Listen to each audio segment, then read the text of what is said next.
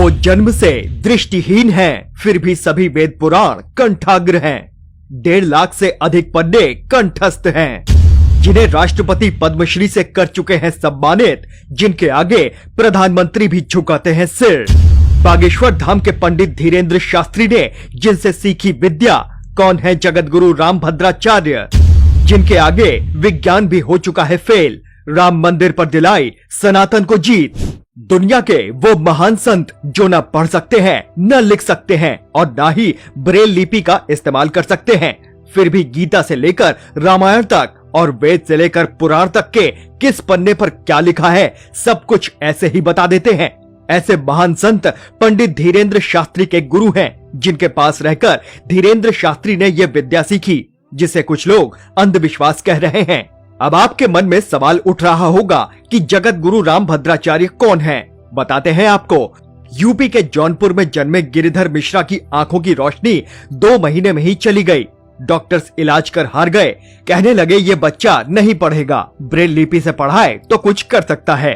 बच्चे के दादाजी ने गीता, रामायण और वेद पुराणों की कहानियां सुनानी शुरू कर दी, जिसका असर इतना हुआ कि मात्र 3 साल की उम्र में बच्चा जब ढंग से बोल भी नहीं पाता, उस उम्र में तब उन्होंने एक रचना कर डाली, जिसमें लिखा था, हे यशोदा, तुमने मेरे गिरधर की बाह क्यों पकड़ी।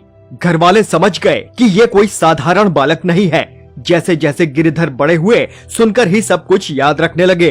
22 भाषाओं की जानकारी हासिल कर दी, जबकि हम और आप ढंग से अंग्रेजी या कोई विदेशी भाषा भी नहीं सीख पाते। इन्होंने बोल बोलकर ही 80 रचनाएं कर डाली, जिन्हें लिखता कोई और है। जो लोग तुलसीदास के रामचरितमानस पर सवाल उठाते हैं, रामचरितमानस को नफरती बताते हैं और बैन करने की बात करते हैं, वो जगत गुरु रामभद्राचार्य के एक भी सवालों का शायद जवाब न दे पाए, क्योंकि इस युग में तुलसीदास की रचनाओं का इनसे बड़ा विशेषज्ञ कोई नहीं। साल 2015 में इन्हें ऐसे ही शक्ति के लिए राष्ट्रपति प्रणब मुखर्जी ने पद्मश्री तक से सम्मानित किया था। लेकिन संत को पुरस्कार से क्या लेना देना, इन्हें तो बस भगवत भक्ति प्यारी होती है। जैसे धीरेन्द्र शास्त्री किसी चमत्कार का दावा नहीं करते, कहते हैं ये सब हनुमान जी की कृपा से हो रहा है, खुद को हनुमान जी का सच्चा भक्त बताते हैं, वैसे ही उनके गुरु रामभद्राचार्य भी हनुमान जी के परम भक्त हैं। ऐसे संत के सामने राष्ट्रपति और प्रधानमंत्री भी सिर झुकाते हैं। सोशल मीडिया पर यह किस्सा इन दिनों बड़ा वायरल हो रहा है, जिसमें दावा किया जा रहा है कि सुप्रीम कोर्ट में राम मंदिर के मसले पर जब सुनवाई अटकी तो जगत गुरु रामभद्राचार्य ही सबूत पेश करने पहुंचे।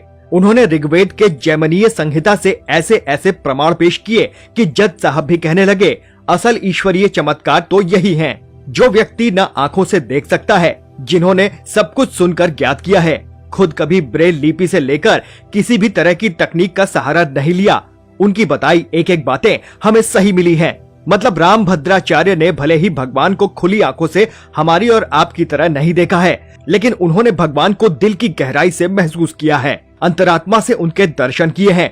जब उनसे बाबा रामदेव ने पूछा कि कुछ लोग आपके शिष्य धीरेन्द्र शास्त्री पर सवाल उठा रहे हैं, तो रामभद्राचार्य मुस्कुराने लगे और बाबा रामदेव ने कहा, जो दिख रहा है वो सिर्फ 1% है, बाकी 99% सच तो आप खुली आंखों से देख ही नहीं सकते।